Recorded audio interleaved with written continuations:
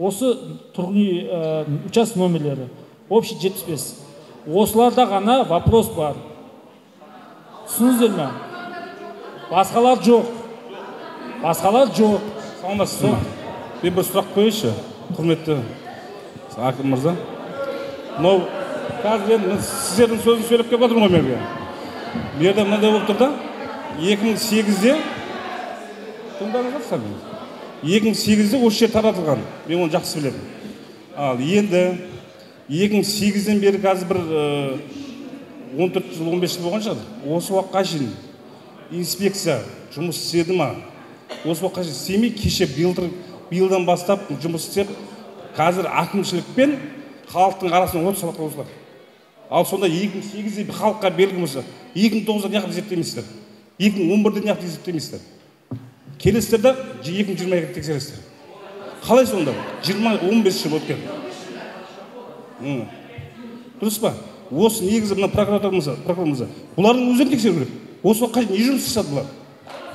Не жұмыс жасады? Қазір от салған осы кісілер. Қазір. Осыған жауап беріңізсіз. Иә. Бұл жерлердің бәрі 2008-де жаңа айтып кетті ғой басында. 2008 берілген, кезектен тыс берілген.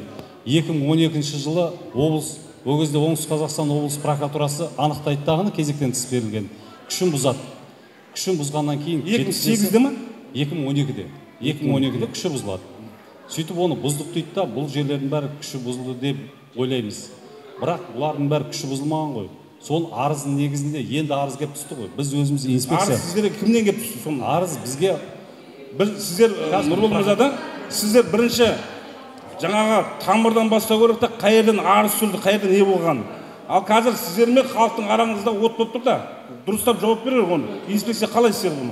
Қайырлы күн, құрметті тұрғындар. Мен есім Нұрлан Нұржан, қала прокурорының аға көмекшісі. Бұл жерде жаңағы сіздің қойған сұрағыңызға мен біршама жауап берейін деп не қылдық қарадым. Жалпы бізге осы Достық шағын ауданының тұрғыны Кемелбековадан арыз түскен. Ол кісі арызында көрсеткен, осы Достық ауданында 1180 адамға 2008 жылы жер учаскесі беріледі. Кейін оның ішінде күші жойылады. Алайда бүгінгі таңға дейін жерде сәйкестендіру актілері, яғни госактілері бар, олардың бәрі заңсыз. Егер де оның күші жойылған болса, қалай бұл госакты әлі тұрады, әлі действующий болып тұрады деген сондай вопроспен арыз жазады. Оның арызын дейді, ол кісі де барлығы Қазақстанның азаматы, онда арыздар келгеннен кейін, ол бақылауда болғаннан кейін, оның бәрін қарадық, көрдік. Жер ресурстарын басқару департаментімен бірге зерделеу жүргізілді. Сол зерделеудің нәтижесінде осы 2023-те анықталғандары, яғни 2008-де берілген, 2012-де оның ішінде бір қатарының күші жойылған. Жойылғаннан кейін ары қарай рәсімдеу жұмыстары жүргізілген. Яғни госрегистрация өткен, сәйкестендіру актісін алған, бұның барлығы бастамасы сол арыздың негізінде пайда болған. Бір кісінің арызы 1000 адамның тағдырын шешіп тұрған берді. Сондай болып тұр. Өйткені ол кісінің арызына қарағып та заңсыз берілді. Бұл негізі бұл бастағы жер, бұл осы жердегі қайтпас 2 мөлтек ауданының совхоздың жері болған бұл. Ал түбіне келсеңіз солардың госактісі бұл жерде. Сол халыққа осылар таратқан басында. 2008-де таратылған. Осы жер таратылған. Енді жаңа бір кісінің арызы, онда біздің инспекция дұрыс зерттемеген.